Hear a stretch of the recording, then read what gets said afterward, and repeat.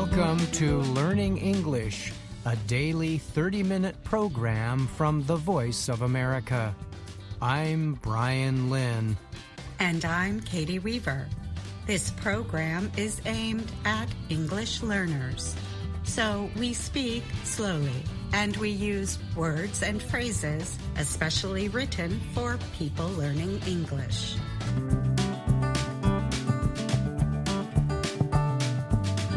Coming up, Anna Mateo presents this week's Words and Their Stories. Ashley Thompson brings us Ask a Teacher. And we close the show with an American story. Today we hear the tall tale, Paul Bunyan. But first, this report from Andrew Smith. When voters go to the polls in Brighton, England, on July 4th, they will get the chance to elect what some people are calling the first artificial intelligence, or AI, lawmaker. Businessman Steve Endicott is running to represent his area as a member of Britain's Parliament. During his campaign, he has used AI tools to present voters with an electronic version of himself called AI Steve. The electronic image is known as an avatar. Voters can communicate with AI Steve through a website powered by Neural Voice, an AI company. Endicott is the company's chairman. Endicott, aged 59, said his idea for the AI avatar came after he became unhappy with the way standard politics in his area operate. So he decided to run for office in a different way. The AI system permits people to ask questions and offer ideas to AI Steve. The real Endicott can look at these ideas and show them to experts and, if elected, to other members of Parliament. Some of the issues brought to the attention of AI Steve so far include waste collection, immigration, housing, and LGBTQ rights. Endicott bases the process on a research method called crowdsourcing. That means collecting ideas from large numbers of people to reach better solutions to problems. Endicott told Reuters news agency he thinks using AI to gather more ideas from people supports democracy. He thinks this will help politicians know more about what people want and need. He added that he hopes to get more politicians to use AI in the same way. We're launching a party. We're going to be recruiting more AI candidates across the country after this election, Endicott said. We see this as the building block for something big and something democratic, he added. Aid worker Iona Johnston, aged 23, agreed with Endicott after meeting him. We're using AI in so many areas, at work, social interactions. Why don't we put it in politics? It might change the way we live, she said. However, not all locals think using AI will improve government policies. AI and politicians have one thing in common, local resident Andy Clausen, aged 42, said. They can't be trusted. Endicott is a member of the political party Smarter UK, but he decided to run as an independent candidate.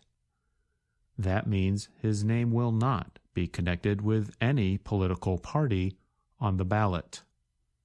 The Labour Party and the Conservative Party are the two most influential political groups in Britain.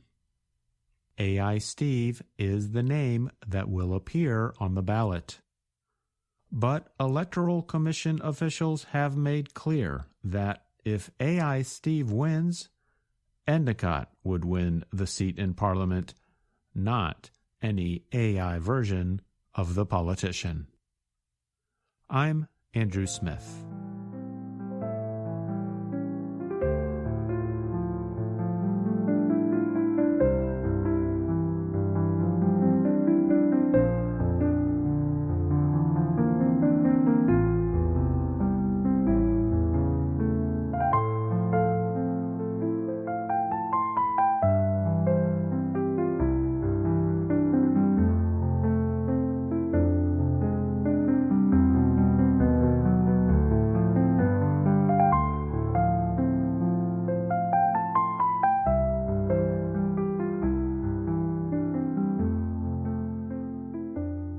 Hello!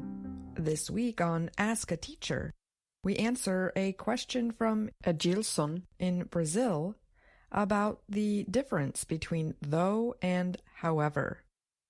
Hi, this is Agilson from Brazil. I follow Ask a Teacher, and I love the way you approach explanations. I have a question. Could you please explain? What is the difference between the use of the words though and however? Thank you for writing, Agilson. This is a good question.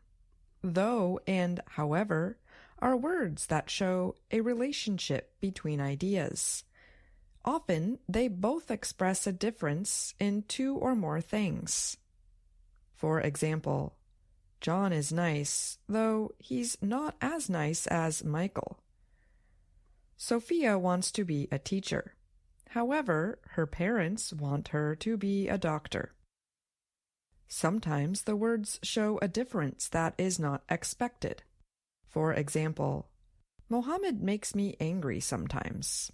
I like him, though. The team did not win the competition. However, they are happy they played well. They have a similar meaning, but there are differences in how and when we use these two words. Though can show that one idea is not as important as another. When we use though in this way, we use it after the main idea. For example, the event was fun, though I don't know why. The most important part of the sentence is that the event was fun. We use though a lot in spoken English, and it is very common at the end of a sentence, like in the example, I like him, though. We can use however to emphasize a difference. For example, I always feel busy. However, I am not as busy as you. However is very common in written English. In spoken English, however can be used as a more forceful way of saying how. When we use it this way, we stress the second part of the word, ever. For example, however will I choose? There are other differences between these two words, but we can talk about them another time. We hope this explanation helps you, Agilson. Do you have a question about American English? Send us an email at learningenglish@voanews.com. And that's Ask a Teacher. I'm Ashley Thompson.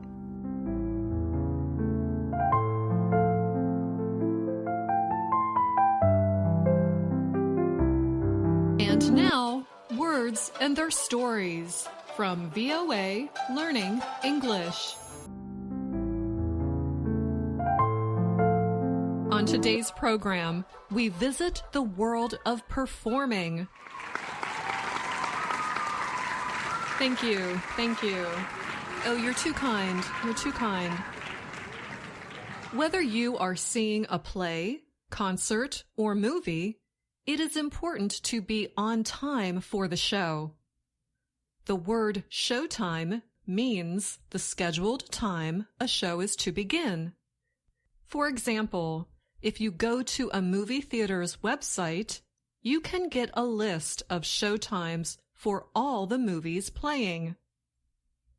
The meaning of showtime is simple, but we often use the word in an interesting way.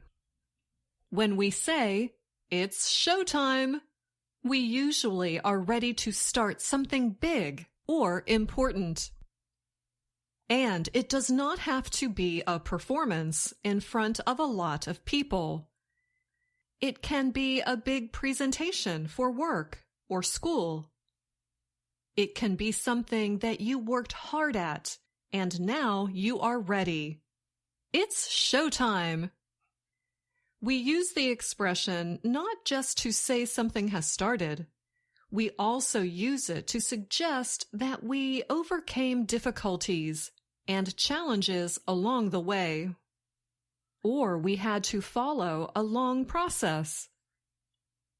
For example, to produce this program, I first research the expression or idiom.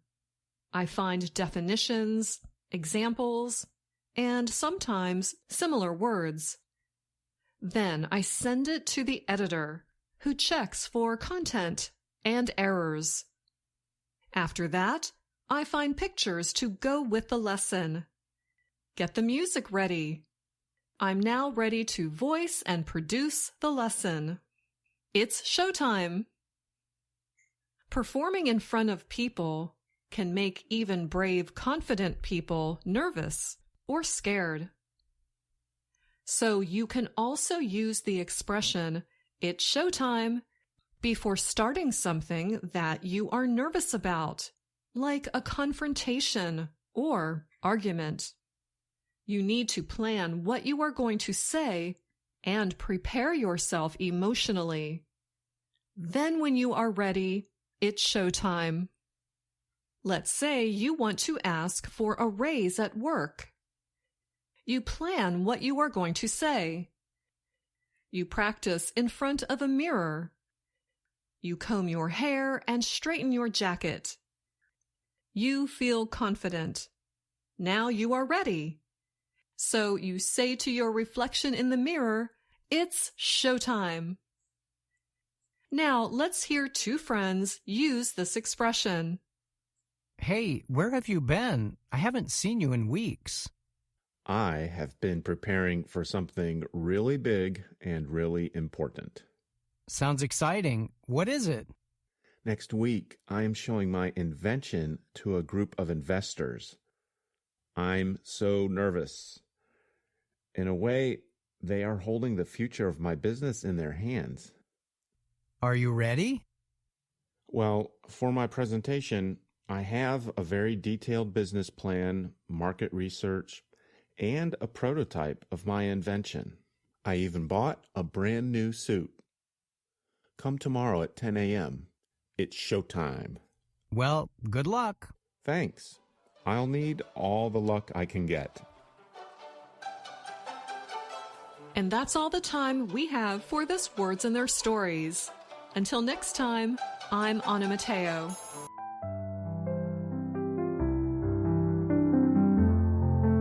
We just heard Anna Mateo tell us about the expression, "It's showtime." Now let's welcome Anna to the show. Anna, it's showtime. It most definitely is. And thanks for having me on your show, Katie. How would you describe the expression, "It's showtime"? That is such a great question. Thank you. It is an important question, too, because words, expressions, and idioms have different tones, meaning they give us different feelings. So I would describe the expression, "It's showtime," as very dramatic and theatrical. After all, it does come from drama and theater. If you use it, just know that you might sound a little dramatic and theatrical. When do you use the expression? Well, this expression is also versatile, meaning you can use it in many situations. It is a bit informal, but it also fits well in a formal work environment too. So, Anna, do you have performance experience? I do, and this is just one of the expressions that come from the world of performing. What others can you think of? Well, we also say the show must go on. This means that no matter what difficulties you run into, you still must do certain things. And in theater, if you are scheduled to perform, the show must go on. That is why there are understudies. Understudies study other people's lines and roles so that if something happens, the show can still go on. Thanks for the chat that brings our show to a close. Thanks for having me, Katie. It was a lot of fun. Oh, I thought of another performance expression. This one from movies. That's a wrap. VOA Learning English has launched a new program for children. It is called Let's Learn English with Anna. The new course aims to teach children American English through asking and answering questions and experiencing fun situations. For more information, visit our website, learningenglish.voanews.com.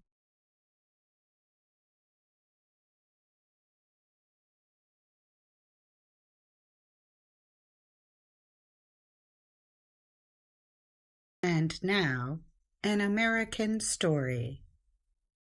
Today, we tell a traditional American story called A Tall Tale. A tall tale is a story about a person who is larger than life. The descriptions in the story are exaggerated, much greater than in real life. This makes the story funny. Long ago, the people who settled in undeveloped areas in America told tall tales. After a hard day's work, people gathered to tell each other funny stories. Some people say Paul Bunyan was the creation of storytellers from the Middle Western Great Lakes area of the United States. Other people say the stories about him came from French Canada. Here is Shep O'Neill with our story about Paul Bunyan.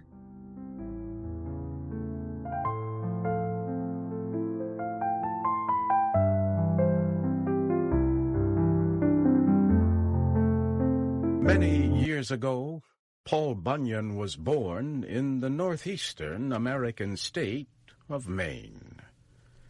His mother and father were shocked when they first saw the boy. Paul was so large at birth that 5 large birds had to carry him to his parents. When the boy was only a few weeks old, he weighed more than 45 kilograms. As a child, Paul was always hungry. His parents needed 10 cows to supply milk for his meals. Before long, he ate 50 eggs and 10 containers of potatoes every day. Young Paul grew so big that his parents did not know what to do with him. Once, Paul rolled over so much in his sleep that he caused an earthquake. This angered people in the town where his parents lived, so the government told his mother and father they would have to move him somewhere else. Paul's father built a wooden cradle, a traditional bed for a baby. His parents put the cradle in waters along the coast of Maine. However, every time Paul rolled over, huge waves covered all the coastal towns. So his parents brought their son back on land. They took him into the woods. This is where he grew up. As a boy, Paul helped his father cut down trees. Paul had the strength of many men. He also was extremely fast. He could turn off a light and then jump into his bed before the room got dark. Maine is very cold for much of the year. One day, it started to snow. The snow covered Paul's home and a nearby forest. However, this snow was very unusual. It was blue. The blue snow kept falling until the forest was covered. Paul put on his snowshoes and went out to see the unusual sight.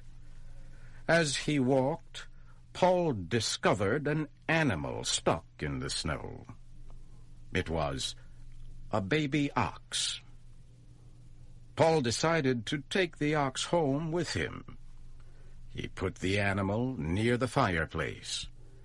After the ox got warmer, his hair remained blue. Paul decided to keep the blue ox and named him Babe. Babe grew very quickly. One night, Paul left him in a small building with the other animals. The next morning, the barn was gone, and so was Babe. Paul searched everywhere for the animal. He found Babe calmly eating grass in a valley, with the barn still on top of his back. Babe followed Paul and grew larger every day. Every time Paul looked, Babe seemed to grow taller. In those days, much of North America was filled with thick green forests. Paul Bunyan could clear large wooded areas with a single stroke of his large, sharp axe. Paul taught Babe to help with his work. Babe was very useful. For example, Paul had trouble removing trees along a road that was not straight. He decided to tie one end of the road to what remained of a tree in the ground. Paul tied the other end to Babe. Babe dug his feet in the ground and pulled with all his strength until the road became straight.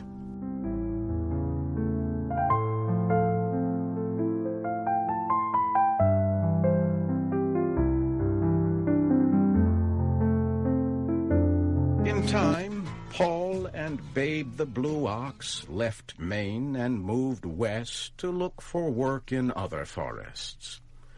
Along the way, Paul dug out the Great Lakes to provide drinking water for Babe. They settled in a camp near the Onion River in the state of Minnesota. Paul's camp was the largest in the country. The camp was so large that a man had to have 1 week's supply of food when walking from one side of the camp to the other. Paul decided to get other lumberjacks to help with the work. His work crew became known as the 7 Axe Men. Each man was more than 2 meters tall and weighed more than 160 kilograms. All of the axemen were named Elmer. That way, they all came running whenever Paul called them. The man who cooked for the group was named Sourdough Sam. He made everything except coffee from sourdough, a substance used in making sourdough bread. Every Sunday, Paul and his crew ate hotcakes. Each hotcake was so large that it took 5 men to eat one. Paul usually had 10 or more hotcakes, depending on how hungry he was. The table where the men ate was so long that a server usually drove to one end of the table and stayed the night. The server drove back in the morning with a fresh load of food. Paul needed someone to help with the camp's finances. He gave the job to a man named Johnny Inkslinger. Johnny kept records of everything, including wages and the cost of feeding Babe. He sometimes used 9 containers of writing fluid a day to keep such detailed records. The camp also was home to Sport, the reversible dog. One of the workers accidentally cut Sport in two. The man hurried to put the dog back together, but made a mistake. He bent the animal's back the wrong way. However, that was not a problem for Sport. He learned to run on his front legs until he was tired. Then he turned the other way and ran on his back legs.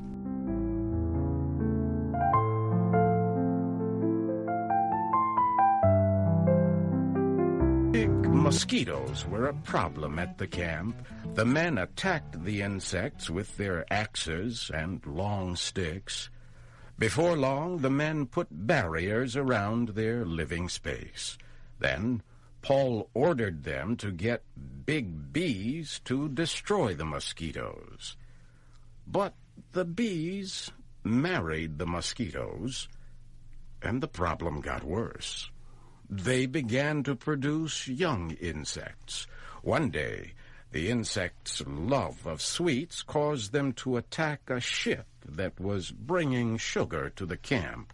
At last, the mosquitoes and bees were defeated.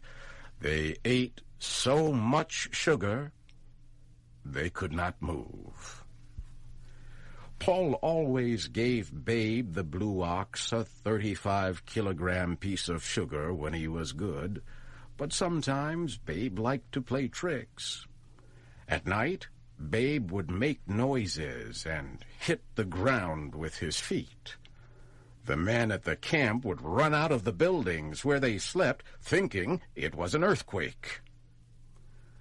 When winter came, Babe had trouble finding enough food to eat. Snow covered everything. Ole, the blacksmith, solved the problem.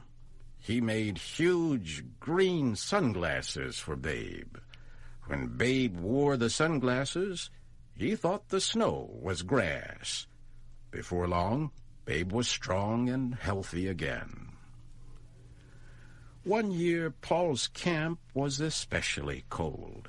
It was so cold that the men let their facial hair grow very long. When the men spoke, their words froze in the air. Everything they said remained frozen all winter long and did not melt until spring. Paul Bunyan and Babe left their mark on many areas. Some people say they were responsible for creating Puget Sound in the western state of Washington. Others say Paul Bunyan and Babe cleared the trees from the states of North Dakota and South Dakota. They prepared this area for farming.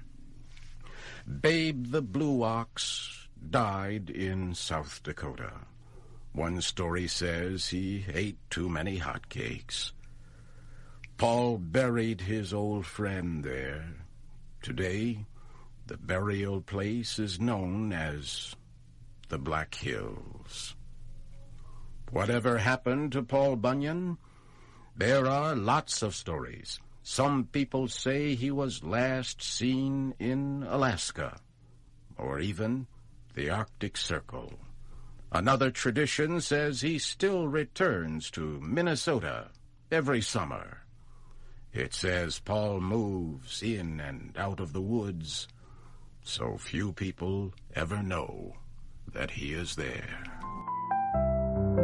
That's all the time we have for today's show, but join us again tomorrow for another VOA Learning English program.